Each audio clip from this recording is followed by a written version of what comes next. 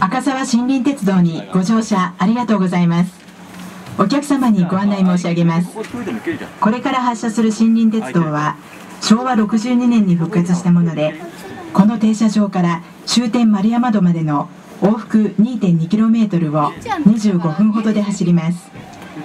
運転中は安全運行のため席を立ったり身を乗り出したりしないようにお願いいたします。終点丸山戸では5分間停車し折り返し運行いたします。折り返し乗車される際は次の列車にはご乗車できませんのでご注意ください。それでは美しい渓流と樹齢およそ300年の木曽ヒノキの森をお楽しみください。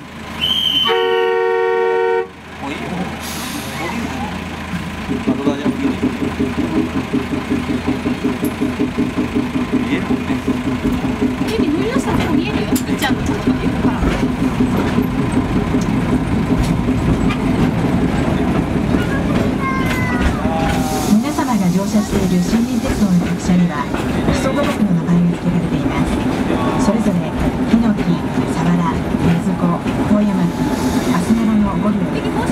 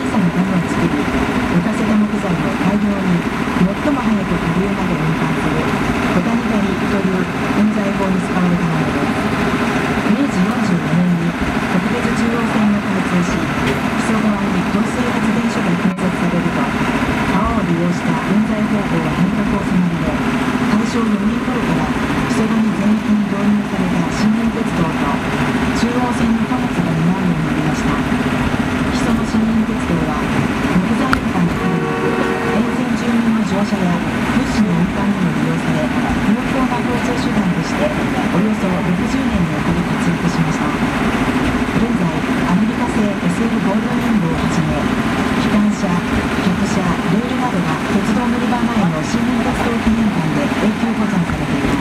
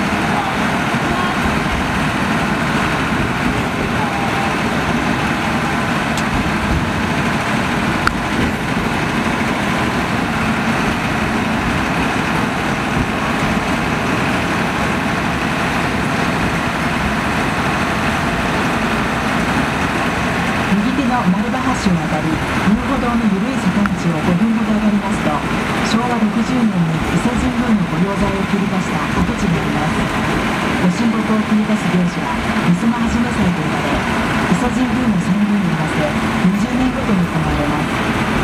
ご神木となる2本の大樹には厳しい条件があり、また伐採にも水を切りという伝統の手法が用いられます。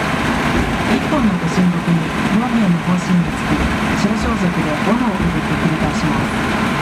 前回のみそまはじめ祭は平成17年6月3日に執り行われました。